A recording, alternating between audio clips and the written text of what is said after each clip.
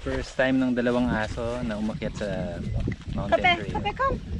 Kape. Here, girl. Ay, boy. It's salty. Hindi, feeling ko dahil may laway ni salty. Hi, my name is Addy.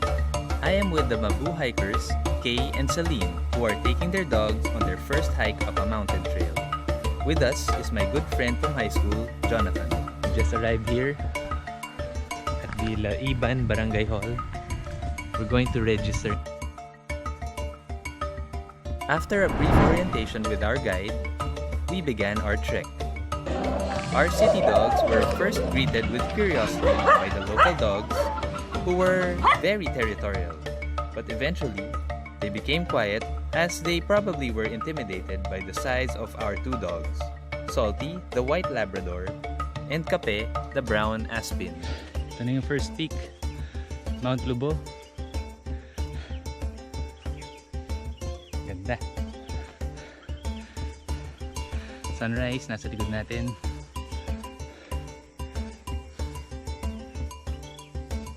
Mabuhay! Bundok. Ganda. Palampayo. Second peak na tayo. Ilang peaks ba ito lahat? 3. 3 peaks. And then Ngusong Kabayo. Ngusong Kabayo. Medyo 1 hour na tayo naglalakad. Yep. Medyo. Kaya naman. Ang ganda na. Yeah, it's not nga hard eh. It's just these doggies. Even with the dogs. Ikaw, gusto mo try hold? Para makaramdam ka na. Hindi, ako yung cameraman. Kaya nyo yan.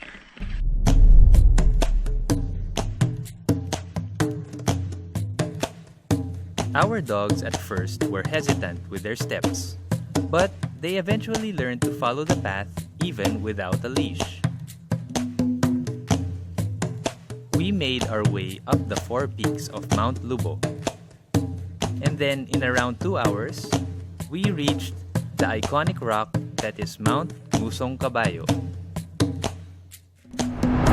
Habang kumakain tayo ng snack natin na kamote, tulad nung nakaraan na episode natin, kumain tayo ng kamote kasi ito yung magaang dalhin sa bag. Ito set up yung kaibigan natin dito ng drone. Ito drone natin, drone.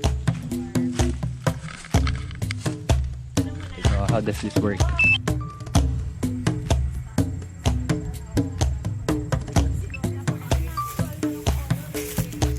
High-tech. Hapon lang yan binili. Sana wag bumagsak.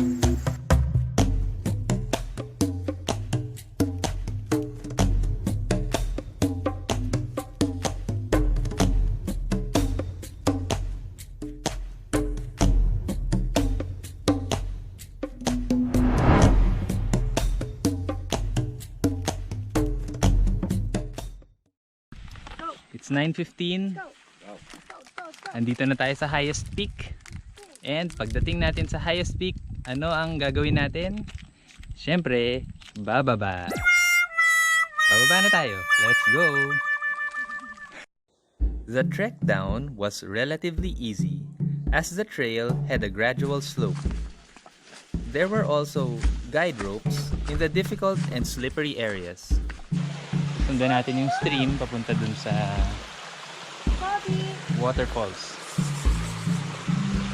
Okay. Another adventure, another waterfall.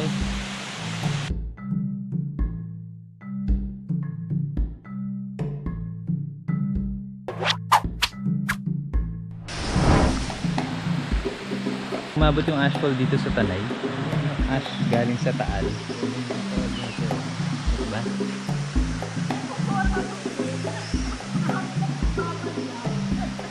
Pero konti lang.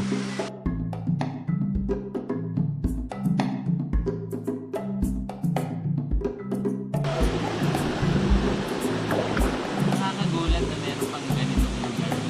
1 hour 30 minutes away from Manila. Walang crowds. Maraming forest cover. Ganda dito. Swimming na tayo.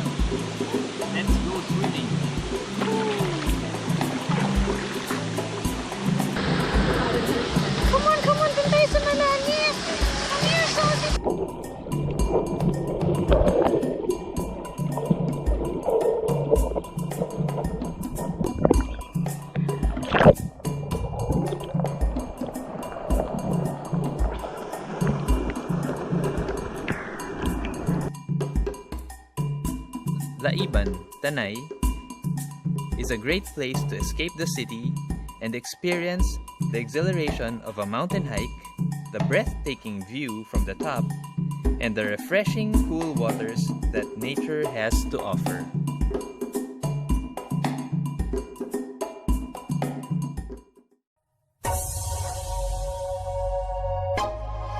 Ito na yata yung final challenge, yung rappel down the waterfall. Medyo madali lang. Pabalik na kami sa Barangay Hall, tapos maghahanap na kami ng kakainan. So it's around 12 noon, tamang tama para sa lunch. See ya!